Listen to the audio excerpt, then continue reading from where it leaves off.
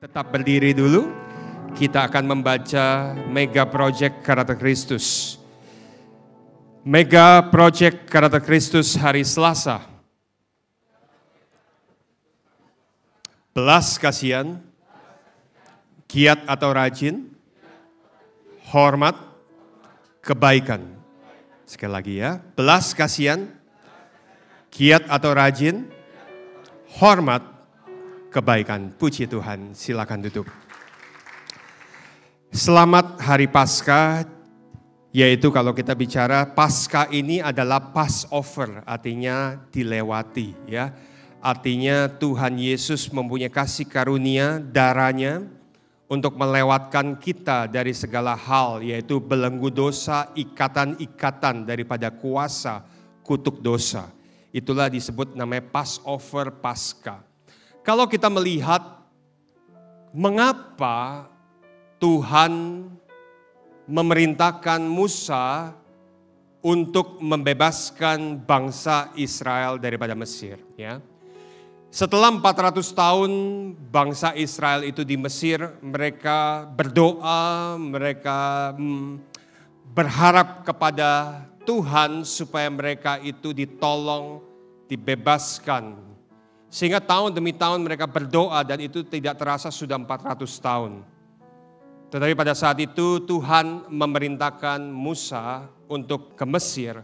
Supaya apa? Satu hal yang Tuhan perintahkan kepada Musa yaitu bebaskanlah umatku. Tujuan Tuhan kepada bangsa Israel yaitu bebaskan umatku, yaitu umat Tuhan. Berbicara tentang umatku itu berbicara tentang, itu bicara apa ya? Kalau ku itu berbicara tentang punyanya Tuhan, miliknya Tuhan. Bahwa bangsa Israel itu miliknya Tuhan. Bangsa Israel itu milik kepunyanya Tuhan. Makanya Tuhan berkata melalui Musa, bebaskan umatku. Artinya supaya dibebaskan. Sama dengan Paskah ini, Tuhan Yesus mati di atas kayu salib, mempunyai satu tujuan, yaitu membebaskan umat manusia dari belenggu dosa dan ikatan kuasa dosa. Amin. Satu tujuannya, supaya kita dibebaskan. Kita tidak bisa, kita tidak mampu, tetapi karena Tuhan Yesus mati di atas kayu salib, darahnya tercurah, maka Tuhan sudah bangkit dan menang. Karena dia sudah menang, maka dia mampu untuk membebaskan kita ya dari belenggu dosa dan kuasa ikatan dosa. Itu tujuan daripada Tuhan. Supaya kita mengerti bahwa di hari-hari ini mengapa kita ikut Tuhan? Kenapa kita beribadah kepada Tuhan? Kenapa kita berkorban waktu, energi, tenaga, uang, perhatian, kekuatan dan lain sebagainya. Supaya kita boleh mengerti bahwa kalau kita mau ikut Tuhan, artinya bahwa Tuhan punya satu tujuan. Hidup kita tidak di dalam kuasa dosa. Hidup kita tidak di dalam belenggu dosa. Tetapi hidup kita itu ada di dalam kasih Tuhan yang ajaib, yang sempurna di dalam kehidupan kita. Amin. Amin. Karena kasih itu, kasih yang di atas kayu salib itu, yang memampukan Tuhan Yesus berjalan. Dia dihianati, dia dilupakan, betul ya? Dia ditinggalkan, karena semua pada ketakutan pada saat itu. Bahkan dia disangkal, tidak kenal. Seringkali akhirnya banyak, mungkin dulu kita melihat ini sahabat saya, ini teman saya. Ya, waktu sering traktir ini teman saya. Waktu saya nggak bisa traktir, mereka nggak kenal. Boro-boro ditraktir balik. Kenal aja nggak kadang-kadang. Siapa ya? Ya, mungkin WA nggak dibalas, telepon nggak dibalas ya. Nah, sering kali kita dilupakan, ditinggalkan dan lain sebagainya. Tetapi ingat, kasih Tuhan melampaui segala akal. Amin. Kasih Tuhan memampukan kita melewati. Kita ditinggalkan, kita dilupakan, kita dikhianati, dan lain sebagainya. Sama seperti Tuhan Yesus tetap taat untuk dia naik ke atas kayu salib. Supaya apa? Supaya dia bisa membebaskan kita. Dia bisa mencurahkan kasih-Nya di dalam kehidupan ini. Karena itu mengertilah di dalam Paskah ini kenapa kita juga harus ikut Tuhan, berbakti kepada Tuhan. Supaya hidup kita dibebaskan dari belenggu dosa.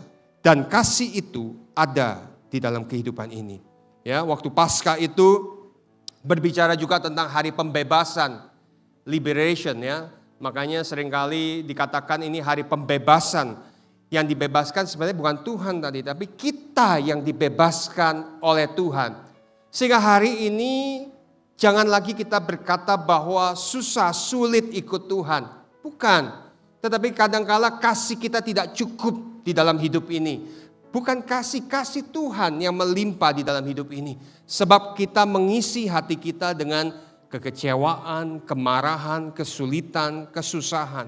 Sehingga kasih Tuhan itu hanya sebatas di ujung. Sehingga kadang terdorong dengan namanya kesulitan, kesesakan, masalah hidup dan lain sebagainya. Sehingga kasih Tuhan terdorong keluar. Tetapi hari ini Tuhan mengingatkan supaya hati kita dipenuhi oleh kasih Tuhan. Amin. Penuh dengan kasih Tuhan. Sehingga pada saat kita hidup ada kesusahan, ya, tapi kesusahan itu keluar karena kasih Tuhan yang besar. Kesulitan ada, masalah ada, tetapi kasih Tuhan itu besar, melimpah. Maka firman Tuhan katakan bahwa kasih yang melimpah itu datangnya dari Tuhan. Kasih yang melimpah itu artinya bukan cuma penuh, melimpah-limpah. Artinya di dalam hati kita melimpah, dan itulah yang Tuhan inginkan. Supaya kita terbebas dari belenggu daripada dosa. Yohanes 16 ayat 32 dan 33. Demikian firman Tuhan. Lihat, saatnya datang, bahkan sudah datang, bahwa kamu dicerai-beraikan masing-masing ke tempatnya sendiri, dan kamu meninggalkan aku seorang diri, meninggalkan Tuhan ya. Namun aku tidak seorang diri, sebab Bapa menyertai aku. Semuanya itu kukatakan kepadamu supaya kamu beroleh damai sejahtera. Dalam aku, yaitu Yesus. Dalam dunia kamu menderita penganiayaan, tetapi kuatkanlah hatimu. Aku telah mengalahkan dunia. Tema pada hari ini saya bawakan yaitu kasih yang mengalahkan dunia. Kasih itu mengalahkan dunia. Kasih Tuhan mengalahkan dunia. Apapun yang di dalam kehidupan kita, kesulitan, kesesakan, kasih itu mengalahkan dunia. Artinya kalau kasih Tuhan penuh di dalam hidup ini, maka kasih Tuhan itu akan mengalahkan dunia. Yohanes ingatkan, pada saat itu Tuhan juga ditinggalkan, tetapi Tuhan pun, Yesus berkata bahwa dia tidak sendiri.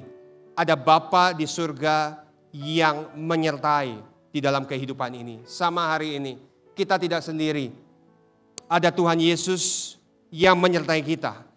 Bahkan kita diberikan Roh Kudus sebagai Parakletos, penolong yang menyertai kita, membimbing kita, menasihati kita.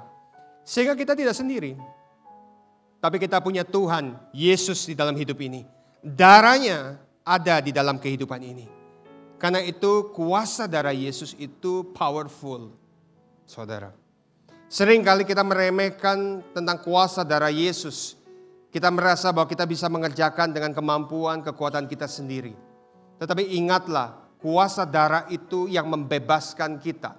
Sama pada saat di bangsa di Mesir itu, sebelum mereka keluar, di hari terakhir, di tulah ke-10 sebelum malaikat pencabut nyawa itu mengambil anak-anak yang sulung. Musa mengingatkan supaya di setiap pintu itu, ya, hisop itu dicelupkan ke dalam darah anak domba dan diberikan tanda di atas ruangan-ruangan atau rumah-rumah semua. Dengan tanda darah, maka malaikat yang melihat akan melewati, maka dikatakan Passover. Itu yang disebut Paskah. Hidup kita pada akhirnya nanti tubuh, darah, daging ini akan lenyap. Tetapi hanya darah Yesus yang ada di dalam hidup kita yang nanti akan ada di dalam surga. Amin. Artinya darah Kristus itu ada di dalam kehidupan kita. Darah itu melambangkan kesucian di dalam hidup ini. Kalau darah Kristus itu penuh, maka kasih-Mu melimpah-limpah bersama dengan Tuhan. Sehingga engkau tidak lagi berjalan dengan ketakutan, kekhawatiran, meskipun masalah itu masih ada. Tetapi hari ini jemaat Tuhan, ingatlah, darah Kristus itu tersedia bagi kita semua. Darah Kristus itu ada di dalam hidup kita. Hiduplah, berikan tanda darah itu, Yesus di dalam hatimu. Supaya setiap hal-hal meskipun sulit, takut, itu akan terlewati. Engkau tetap hadapi, semua kita akan hadapi. Sama dengan pesan yang kemarin dari Pak Gembala Senior. Kesulitan, masalah akan melanda setiap daripada kita, baik yang percaya, tidak percaya, yang beribadah, tidak beribadah, akan melanda semua. Tetapi yang membedakan yaitu kita bisa menjadi umat Tuhan yang setia kepada Tuhan. Tetap setia kepada Tuhan. Dan Tuhan terus akan menyertai kita. Immanuel di dalam hidup ini. Dan Tuhan akan melakukan perkara-perkara yang besar di dalam hidup ini. Dengan darah Tuhan, darah Kristus, ada perkara yang besar yang Tuhan sedang kerjakan di dalam hidup ini. Seringkali saya merenungkan kenapa anak-anak Tuhan ini tidak bisa melakukan justru kadang perkara yang besar. Karena seringkali hati kita dipenuhi oleh hal-hal yang menyakitkan hati kita. Sehingga kita menjadi mundur daripada Tuhan, kita menjadi apatis kepada Tuhan. Dia beribadah, mungkin ikut kegiatan ibadah, tetapi dia tidak mau untuk berjalan bersama dengan Tuhan. Dia tidak membuka hatinya supaya kasih Tuhan itu melimpah di dalam kehidupan ini. Sehingga kepahitan, kesulitan itu memenuhi setiap hati. Karena itu di dalam Paskah ini firman Tuhan mengingatkan, biar hatimu penuh dengan kasih Tuhan. Supaya kasih ini, darah Tuhan ini yang akhirnya memimpin setiap kehidupan ini. Meskipun engkau menghadapi tadi penganiayaan, kesulitan. Tetapi ingatlah bahwa Tuhan sudah mengalahkan dunia. Yesus sudah mengalahkan dunia. Darah Kristus sudah mengalahkan dunia ini. Amin. Sehingga tidak ada lagi kita bicara hari ini mungkin saya kecewa, saya sakit hati, pasti ada. Tetapi darah Tuhan sudah memberikan kemenangan buat kita semua. Karena itu pegang di dalam hidup kita. Supaya engkau melihat bahwa Yesus sudah mengalahkan dunia ini. Poin pertama, Yesus telah mengalahkan dunia. Yohanes 17 ayat 9, 11 dan nanti 15. Aku berdoa untuk mereka. Bukan untuk dunia, aku berdoa. Tuhan berdoa, Tuhan Yesus berdoa bukan untuk dunia, tapi untuk kita. Kita tidak bisa berdoa, mungkin kesulitan kita, kesesakan kita. Tapi Tuhan berdoa, aku berdoa. Tetapi untuk mereka yang telah Engkau berikan kepadaku. Kita ini miliknya Tuhan tadi. Tujuan Tuhan membebaskan bangsa Israel karena bangsa Israel adalah milik kepunyaan Tuhan. Tuhan Yesus naik ke atas kayu salib sebab kita adalah milik kepunyaannya Tuhan. Kita ini biji matanya Tuhan. Kita ini berharga di mata Tuhan. Hidup kita berharga di mata Tuhan. Mungkin dunia hari ini berkata engkau kurang berharga kalau engkau gak sukses. Engkau gak berharga kalau engkau mungkin tidak mempunyai ini dan itu. Engkau tidak bisa memiliki ini dan itu. Engkau gak berharga kalau engkau tidak mempunyai kemampuan ini dan itu. Engkau gak berharga kalau engkau gak mempunyai muka seperti aktor Korea katanya ya. Engkau gak ganteng, engkau gak cantik, engkau gak berharga. Tetapi bagi Tuhan engkau berharga. Amin. Katakan kiri kananmu, engkau berharga di mata Tuhan. Hidupmu berharga di mata Tuhan. Karena itu Tuhan mati di atas kayu salib. Karena kita berharga di mata Tuhan. Karena kita berharga, maka Tuhan ingin membebaskan kita dari belenggu dosa. Kita ini masih terus berjuang. Karena dosa itu ada di sekitar kita. Kayak kemarin, sampah itu ada di sekitar kita. Dosa itu ada, keinginan itu ada di sekitar kita. Tapi ingat, darah Yesus memampukan kita karena dia sudah mengalahkan dunia ini. Amin. Dia sudah mengalahkan dosa di dalam hidup ini supaya kita bisa hidup di dalam kebenaran Tuhan.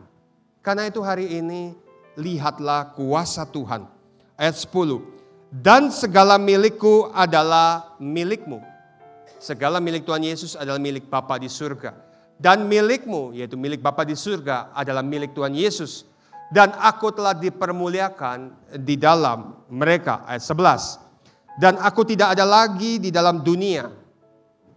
Tetapi mereka masih ada di dalam dunia. Kita masih ada dalam dunia. Hari ini kita masih ada. Kita harus bekerja, berjuang, melewati kesulitan, kesesakan. Mungkin ada yang mengkhianati, ada yang meninggalkan, dan lain sebagainya. Kita masih ada di dalam dunia. Tetapi mereka masih ada di dalam dunia dan aku datang kepadamu, ya Bapa, yang kudus. Peliharalah mereka dalam namamu, yaitu namamu yang telah engkau berikan kepadaku. Supaya mereka menjadi satu sama seperti kita. Bapa dan anak adalah satu. Pada saat kita percaya kepada Tuhan Yesus, darah Yesus ada di dalam setiap hati kita. Kita selalu berikan tanda itu di dalam hati kita. Kesedihan, ada darah Yesus. Nggak bisa masuk. Kesusahan memang harus dilewati.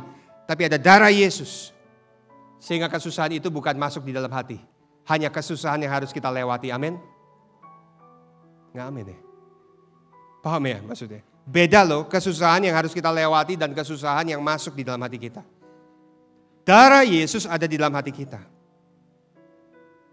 Kita tidak menemukan jalan, tapi itu harus kita lewati. Tapi di dalam Yesus selalu ada jalan. Sebab dia adalah jalan, kebenaran, dan hidup. Artinya darah Yesus harus terus ada di dalam hati kita. Sehingga darah itu yang akan terus memimpin di dalam kehidupan ini. Dan kasih-Mu akan terus melimpah. Karena Yesus telah mengalahkan dunia ini. Ayat 15. Aku tidak meminta supaya engkau mengambil mereka dari dunia. Tetapi supaya engkau melindungi mereka daripada yang jahat. Sehingga darah Yesus itu melindungi kita. Sama di bangsa waktu di Mesir. Semua diambil, bahkan anak raja Firaun itu diambil anaknya. Itu anak yang mungkin dari raja yang baik, yang jahat, semuanya diambil. Jikalau tidak ada tanda daripada darah anak domba di depan pintu. Semuanya diambil oleh malaikat maut. Tetapi yang ada darah anak domba itu terlewati. Artinya hari ini hatimu berikanlah tanda bahwa engkau adalah milik Kristus. Amin. Hidupmu adalah milik Kristus. Makanya Thomas meskipun dia tidak percaya bahwa Yesus telah bangkit, bahkan dia ingin mencocokkan jarinya ke dalam telapak tangannya. Pada saat dia mencocokkan, Tuhan muncul di hadapannya. Thomas berkata apa? Ya Tuhan, ya Allahku. Bukan cuma bicara dia percaya. Kata-kata ya Tuhan, ya Allahku adalah apa? Ya Tuhan itu adalah Tuanku. Artinya aku ini hambamu. Bicara Tuhan itu bicara Tuan. Kita adalah doulos. Kita adalah hamba. Artinya dia adalah Tuan. Apapun yang menjadi perintah Tuannya harus kita kerjakan. Amin. Artinya orang yang sudah percaya kepada Tuhan, darah Yesus ada di dalam hidup kita. Kita tahu dia adalah Tuhan kita. Tidak ada kepentingan yang lebih penting daripada kepentingan Tuhan. Tidak ada hal yang lebih mulia daripada kehendak Tuhan. Karena dia adalah Tuhan kita. Makanya Thomas berkata, ya Tuhanku, ya Allahku. Dia bukan hanya bicara Allah. Bicara Allah, bicara tentang bahwa Allah, yaitu Yahweh, yaitu bicara tentang bahwa Allah adalah Allah penolong, Allah penyembuh, Allah penyertaku, dan lain sebagainya. Itu bicara kuasa Tuhan di dalam hidup kita. Tapi kalau bicara Tuhan dan Allah, ini suatu kesatuan yang luar biasa. Artinya hari ini, kalau darah Yesus ada di dalam hidup kita, kemenangan itu sudah ada di dalam hidupmu. Engkau berkata bahwa dia adalah Tuanku, Tuhanku, dan Allahku. Amin. Dan kasih-Mu akan melimpah di dalam hidup ini. Inilah rahasianya. Sering kali kita hanya melihat keadaan kita untuk melayani Tuhan. Tapi pada saat kita menjadi hambanya Tuhan, bahwa Tuhan yang penyedia, Tuhan yang penyembuh, Tuhan yang menyediakan segala sesuatunya. Dialah yang akan mengatasi segala sesuatunya. Maka kasih-Mu akan melimpah di dalam hidup ini. Sehingga Tuhan berdoa supaya iman kita jangan menjadi gugur. Lukas 22 ayat 32. Sehingga Petrus pada saat dia melihat Tuhan akan disalibkan, dia menarik bahwa dia berkata bahwa Tuhan, jangan sekali-kali Tuhan. Sering ya kadang-kadang kita bicara itu ya. Kalau ada sesuatu yang jelek, kita kadang-kadang berdoa di dalam nama Tuhan Yesus. Jangan sampai ini, jangan sampai ini. Dan kadang-kadang kita lupa apakah itu kehendak Tuhan apa bukan. Kehendak Tuhan, Tuhan Yesus mati di atas kayu salib. Petrus kelihatannya baik. Tapi Tuhan berkata, "Enyala engkau iblis." Jadi bukan bicara enyala engkau Petrus, bukan. Tetapi di hati kita terkadang ada iblis yang berkuasa. Yang mementingkan kepentingan kita. Yang mementingkan kehendak kita. Yang mementingkan kemauan kita. Tetapi hari ini, darah Yesus memampukan kita semua, amin. Sehingga kalau kasih itu penuh, maka engkau tidak lagi melihat itu menjadi sulit. Sama ya, seperti seorang mungkin ayah, seorang ibu. Mungkin dia melihat kalau anaknya sakit, mau itu jam 11 malam, jam 12 malam, jam 1 pagi. Dia gak berkata begini, "Nak, besok aja ya kita ke dokter ya, tunggu ya." Gak mungkin. Kenapa? Karena kasihnya melebihi dari kesusahannya. Kasihnya melebihi dari kesusahan hatinya. Kalau kasih itu melimpah, susah, sulit itu ada. Tapi itu tidak akan melebihi daripada kasih itu di dalam hati. Sehingga hari ini pahami, Tuhan ingin hatimu penuh dengan kasih. Yesus mati di atas kayu salib supaya darahnya tercurah. Sehingga hati kita semua penuh dengan kasih Tuhan. Supaya apa? Supaya engkau dapat apa kata firman Tuhan? Menanggung segala sesuatu. Orang yang mempunyai kasih yang melimpah di dalam Tuhan dapat menanggung segala sesuatu. Ayat 32, tetapi aku telah berdoa untuk engkau Petrus ya, supaya imanmu jangan gugur. Dan engkau, jikalau engkau sudah insaf, kuatkanlah saudara-saudaramu. Artinya insaf ini bukan gak bertobat, tapi engkau percaya lagi kepada Tuhan. Hari ini percayalah kepada Tuhan. Bahwa Tuhan mampu.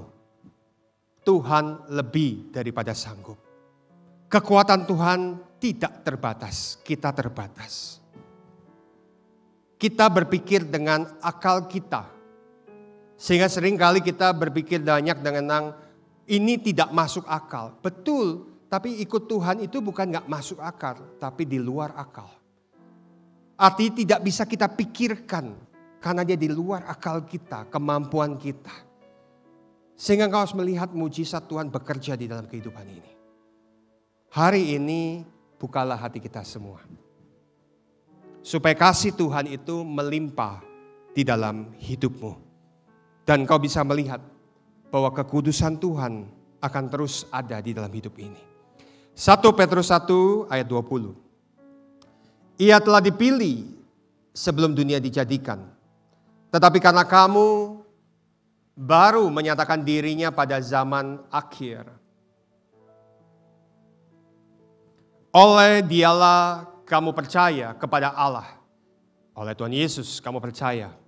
Yang telah membangkitkan dia dari antara orang mati dan yang telah memuliakannya. Sehingga imanmu dan pengharapanmu tertuju kepada Allah. Kalau kasihmu melimpah di dalam hidup ini. Dan engkau percaya bahwa Tuhan telah bangkit di dalam hidup ini. Maka imanmu dan pengharapanmu tertuju kepada Allah. Tadi ya, kalau berbicara Allah itu berbicara pada Allah yang menolong kita. Allah penyembuh kita. Allah yang menyertai kita dan lain sebagainya. Betul? Artinya tidak ada satupun yang mustahil di dalam kehidupan ini. Kalau kasihmu melimpah, iman dan pengharapanmu akan naik bersama dengan Tuhan.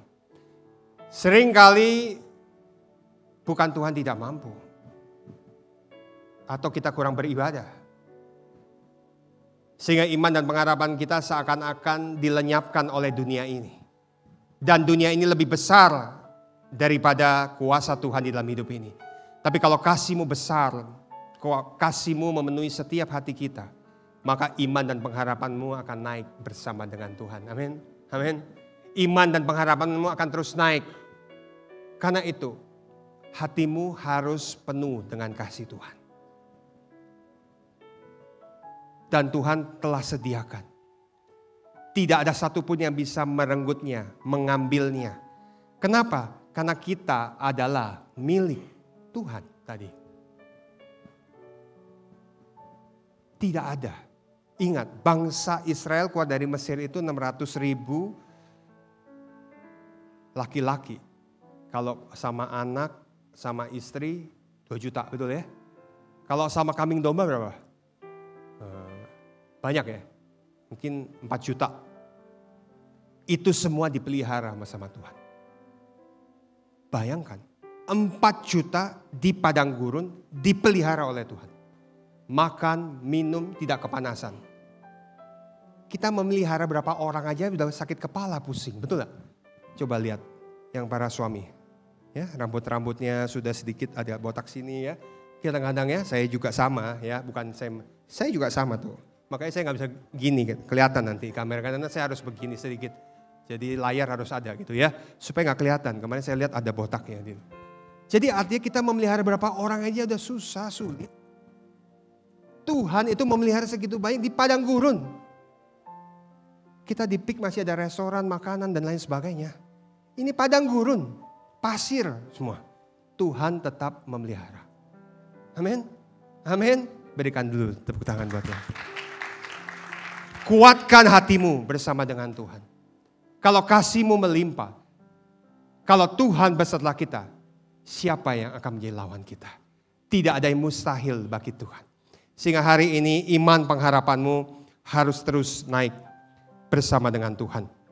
Ayat 22. Karena kamu telah menyucikan dirimu. Karena itu, tadi iman dan pengharapanmu sudah tertuju kepada Tuhan. Fokus kepada Tuhan. Hari ini fokus sama Tuhan. Amin. Kesulitan, kesesakan, fokus sama Tuhan yuk.